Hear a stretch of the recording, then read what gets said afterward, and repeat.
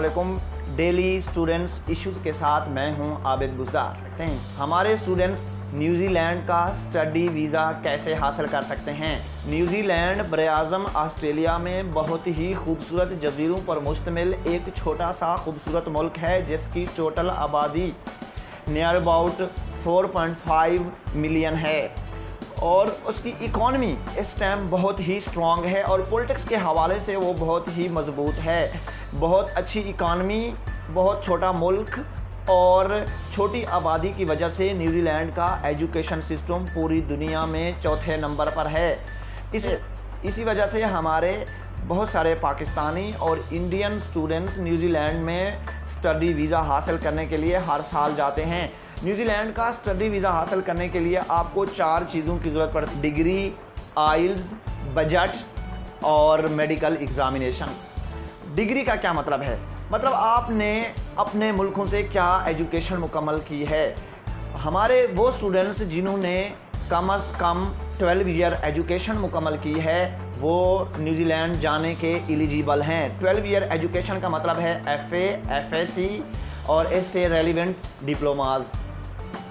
वो स्टूडेंट जिन्होंने BA किया हुआ है वो आसानी के साथ जा सकते हैं और वो स्टूडेंट जो मास्टर हैं उनके लिए कोई मसला नहीं है। MPhil वाले तो हैं ही बाहर जाने के लिए। और इसी तरह डिग्री के साथ आपकी बनती है रेलेवेंसी कि भाई आपने कौन सी डिग्री की हुई है और न्यूजीलैंड में आप कौन सी यूनिवर्सिटी में जाना चाहते हैं। ये आप डिपेंड करता है आपकी डिग्री के ऊपर कि आपकी डिग्री आया आर्ट्स की है या आपकी डिग्री साइंस की है। अगर आपने साइंस पढ़ा हुआ है तो आप न्यूजीलैंड में साइंस से रिलेटेड यूनिवर्सिटी में एडमिशन ले सकते हैं। अगर आपने आर्ट्स पढ़ा हुआ है तो आप आर्ट्स वाली यूनिवर्सिटी में जाएंगे। उसी निस्बत से ही आपकी फ़ीसें बनती हैं, उसी निस्बत से ही आपका सारा प्रोसेस चलता है। मतलब है कि आपका मेन चीज़ डिपेंड करती है आपकी डिग्री के ऊपर। दूसरे नंबर पर आता है आइल्स। न्यूजीलैंड एक इंग्लिश स्पीकिंग कंट्री होने की वजह से आइल्स को बहुत अहमियत देता है। वो स्टूडेंट्स जो आइल्स नहीं कर सकते वो न्यूजीलैंड का स्टडी वीज़ा हासिल नहीं कर सकते। वो स्टूडेंट जिन्होंने 12 ईयर एजुकेशन मुकम्मल की है उनकी आइल्स की रिक्वायरमेंट 5.5 बैंड है और वो स्टूडेंट्स जिन्होंने बैचलर किया हुआ है और मास्टर के लिए न्यूजीलैंड में जा रहे हैं तो उनके लिए आइल्स की रिक्वायरमेंट 6.6 बैंड है। और वो स्टूडेंट्स जो मास्टर कर चुके हैं और MPhil के लिए न्यूजीलैंड में जा रहे हैं तो इनकी रिक्वायरमेंट +7 बैंड बनती है। और वो स्टूडेंट्स जो ऑलरेडी MPhil हैं और PhD करने के लिए न्यूजीलैंड में जाना चाहते हैं तो उनके लिए आइल्स की रिक्वायरमेंट 8 बैंड बनती है। इसी तरह तीसरे नंबर पर आता है बजट।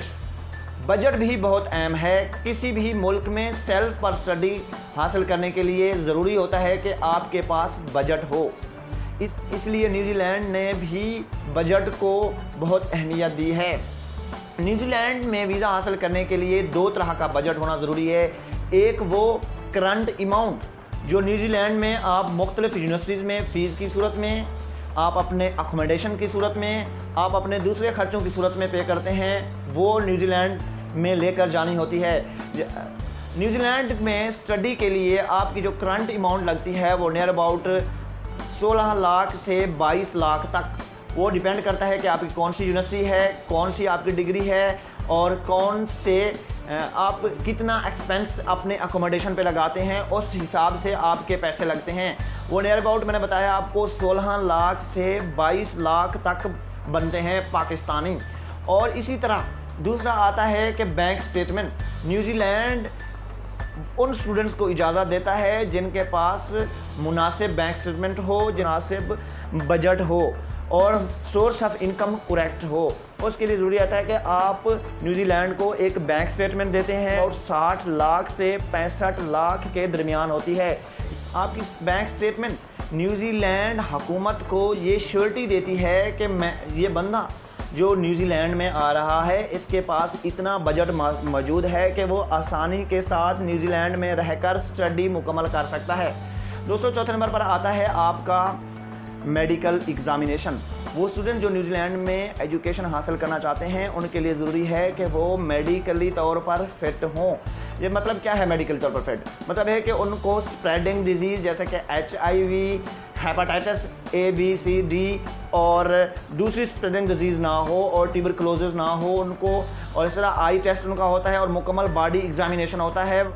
जब आप अपना वीज़ा न्यूजीलैंड एम्बेसी में फ़ाइल कराते हैं तो आप उसके साथ एक मुकम्मल मेडिकल रिपोर्ट दर्ज करवाते हैं, तो उस बुनियाद पे आपका वीज़ा लगता है।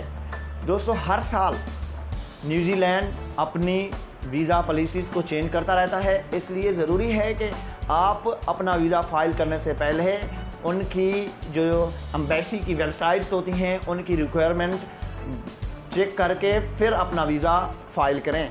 दोस्तों, अगर हमारा चैनल आपको अच्छा लगा हो तो please like and subscribe our channel.